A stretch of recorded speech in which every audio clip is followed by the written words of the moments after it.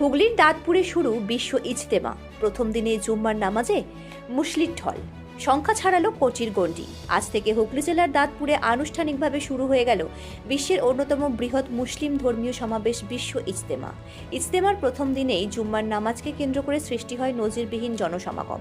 আয়োজকদের একাংশের দাবি, শুক্রবারের জুম্মার নামাজে অংশ নেওয়া মুসলির সংখ্যার কোটি গণ্ডি ছাড়িয়েছে।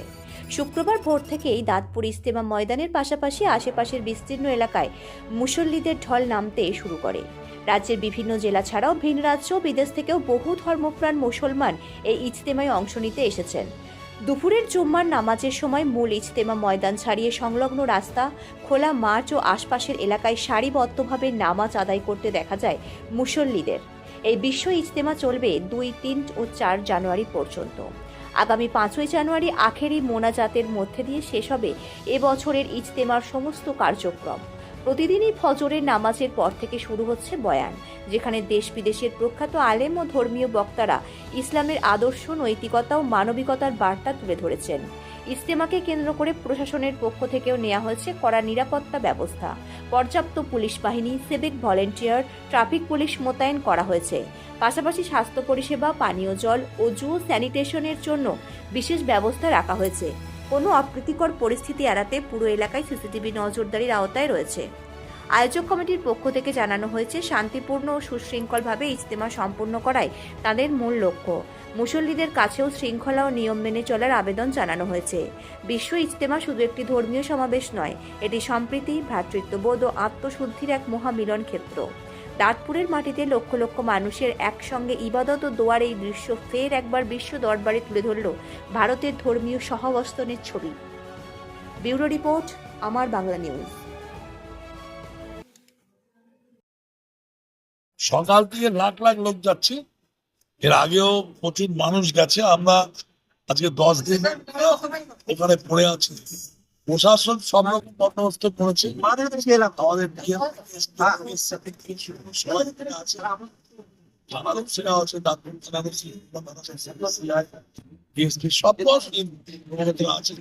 সব অ্যারেঞ্জমেন্ট খুব সুন্দর হয়েছে। মানুষ 5 তারিখ আরো ভিড় হবে।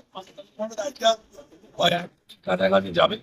রাজ্যের মুখ্যমন্ত্রী মমতা বন্দ্যোপাধ্যায় সমস্ত কিছু বন্দোবস্ত হচ্ছে, যাতে উন্নতিতে কোথাও যেন কোনো অসুবিধা না হয়। কোটি লোকের সমাবেশে একটু তো হাঁটতেই হবে দাদা।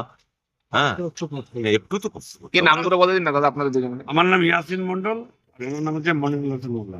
একই জায়গা থেকে কোথা থেকে আলীনগর নাকি আপনারা? এখানে খুব ভালো আমাদের ব্যবস্থা। এটা একটা বহুত উঁচু কাজ, এটার দ্বারাই বহু কিছু শেখা যায়।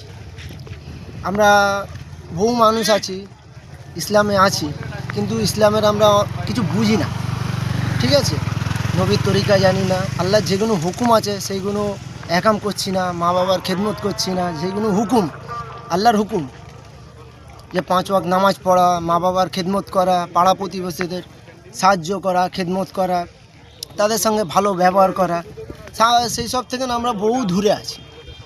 এই কাজ থেকে আমাদের বিভিন্ন কিছু শেখা যায়। সর্বপ্রথম তো আমাদের আল্লাহকে চেনা যায়, যিনি আমাদেরকে সৃষ্টি করেছেন, তাই না? আমাদেরকে উনি সৃষ্টি করেছেন ওনার ইবাদত করার জন্যে। আমরা সেই দিক থেকে গাফিল আছি। এই কাজে নামলে এলে বোঝা যায় যে আমরা কত কি দূরে আছি। আমরা ইসলাম ধর্মে আছি, আল্লাহর হুকুম আদায় করতে হবে, নবীর তরিকায় চলতে হবে। হ্যাঁ, এই কাজ থেকে এগুলো সব শিখে যায়। কবে থেকে কি করছেন এখানে? মোটামুটি কবে থেকে এসেছেন আপনারা? আমরা এসছি আজ 2-3 দিন হচ্ছে। আমাদের এখানে মানে খেদমত আছে, এখানে যত সাথীরা আসবে তাদেরকে খাওয়া দাওয়া করানো, হ্যাঁ, তাদের দেখভাল করা, তাদেরকে সুষ্ঠুভাবে কোথায় বাথরুম আছে, কোথায় চান করবার জায়গা আছে সেগুলোকে দেখিয়ে দেওয়া। এবারে অনেক বুজুর্গ সাথী আছে, হ্যাঁ, মাজুর সাথী আছে, তাদেরকে একটু খেদমত করা, নিয়ে বসানো, শোয়ানো, তাদেরকে সঙ্গে করে নিয়ে গিয়ে জায়গা দেখানো। যেমন আমাদের এখানে এমন আম মাজমা চলছে, জুম্মার নামাজ চলছে, তো অনেক সাথীরা জানে না কোথায়, তাদেরকে রাহাবারি করে দেখিয়ে দেওয়া। আপনাদের ওখান থেকে যারা এসছে গার্ডেন ডিস্ট থেকে? গার্ডেন ডিস্ট যে মানুষ আসুক, পুরো ওয়ার্ল্ডের লোক এলেও আমাদের কাছে এসে যদি বলে যে দাদা এই জায়গাটা কোথায়, তো তাদের আমরা আহ্বান করছি, নিয়ে গিয়ে তাদেরকে দেখিয়ে দিচ্ছি, হ্যাঁ, যে দাদা এখানে আমাদের আমরা অমুক জায়গা থেকে এসেছি, ধরুন নদিয়া থেকে এসেছি, তো আমাদের নদিয়ার এইখানে কোথায় আছে, আমরা নদিয়ার এটা খুঁজে পাচ্ছি না, তো আমরা তাদের সহযোগিতা করছি যে অমুক জায়গা আপনাদের আছে, তো ওনারা ওইখানে যাচ্ছেন, তাদেরকে রাহাবারি করে দেখিয়ে দেওয়া। বহু বছর পর তো আবার হুগলি, হ্যাঁ, মানে 30-32 বছর পশ্চিমবঙ্গ পর আমাদের বাংলায় হচ্ছে এটা। বাংলায় হচ্ছে। আল্লাহ মানে- শুকর, এটা বহুত বড় যে আল্লাহ আমাদেরকে পছন্দ করেছে, কবুল করেছে। হ্যাঁ, 30 বছর পর। এর আগে হয়েছিল প্রায় আমরা শুনেছি 6টার দিকে হয়েছিল, হাওড়া বাঁকড়া। চটায় হয়েছিল, বাঁকড়ায় হয়েছিল।